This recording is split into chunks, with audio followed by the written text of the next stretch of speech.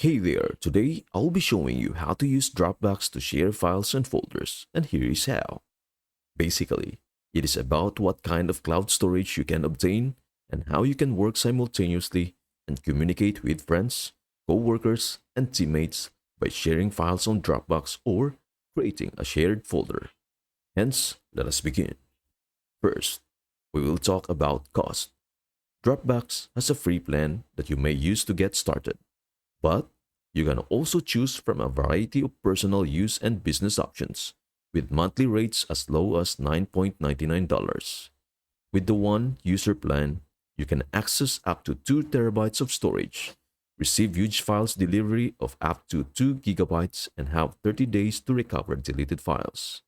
Then, there are the plans for essentials, which start at $18 per month and allow you to add 3 terabytes of storage.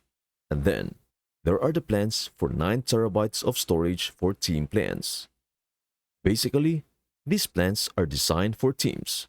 So if you work in a group, you will receive 10 terabytes of total storage, which will be divided among 3 users, giving each person 3 terabytes of storage to use individually.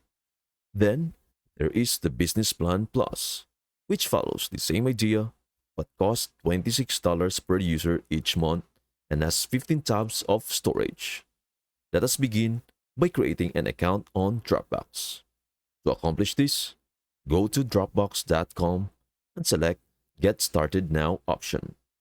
After selecting Get Started, you can select the plan you desire.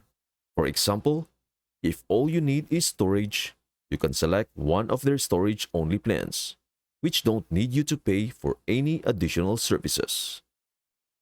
You can simply click on Get Basic over here to obtain 2 gigabytes of free storage if you scroll down.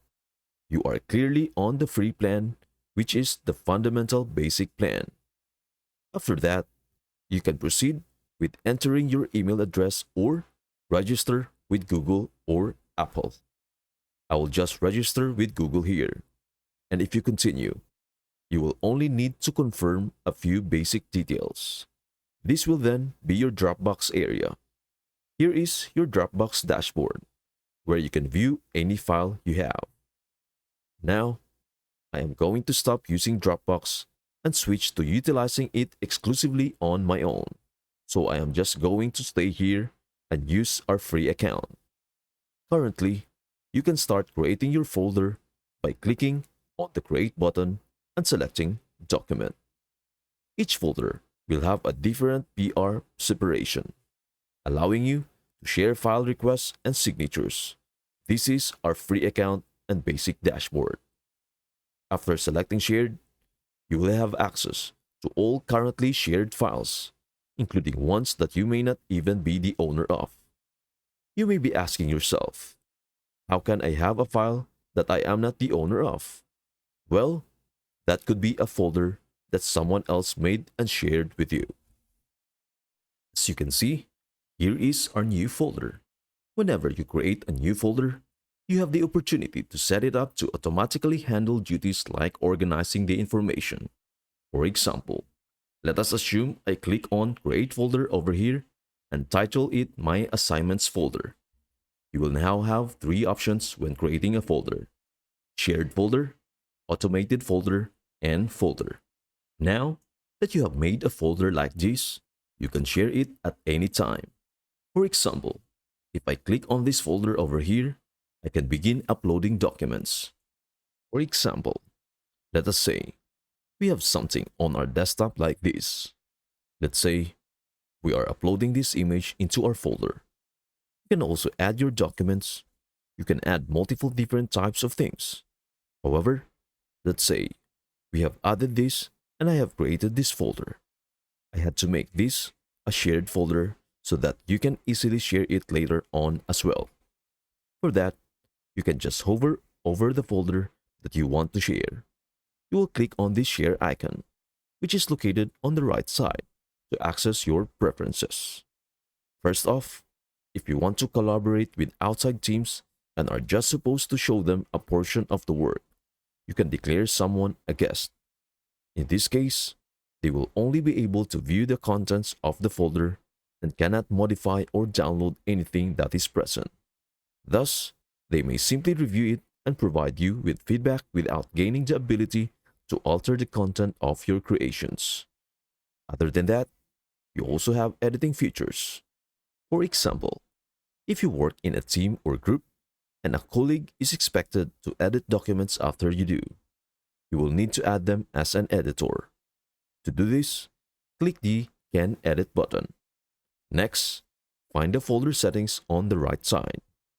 Here, you can add folder owners and members, limiting who can add people to the owner.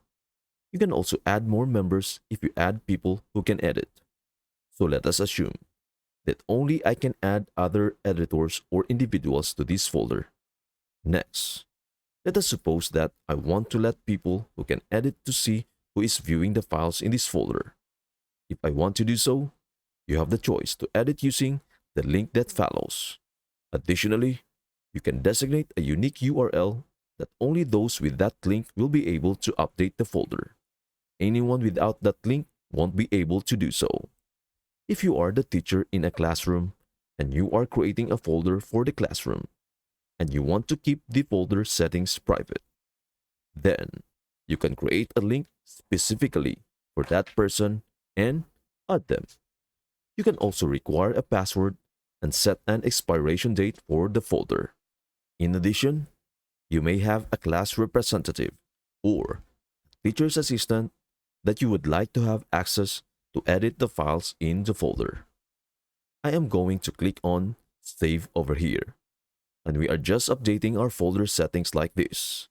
Let us say that only people invited with that link can get access, or that anyone with the link can get access. Let's say I want to add that anyone with the link should be able to edit. Then, I have my link for viewing, so people who are not members can view the specific item. After that, you can add email addresses, copy this link, and start spreading it independently to your own channels or messages. For example, let us assume I have a student's email address that I would like to share with them, so they will receive a letter or invitation in their inbox informing them that a Dropbox or OneDrive folder has been shared with them. Now, if this person has editing access, they can open it and begin editing. You can use your Dropbox account to create a variety of shared folders, files, links, signature requests, and documents. Now that you have access to Dropbox cloud storage, you may use it to fulfill all of your fundamental needs. This is an incredible feature of the app. I hope this helps. Thank you for watching, and we will see you in the next video.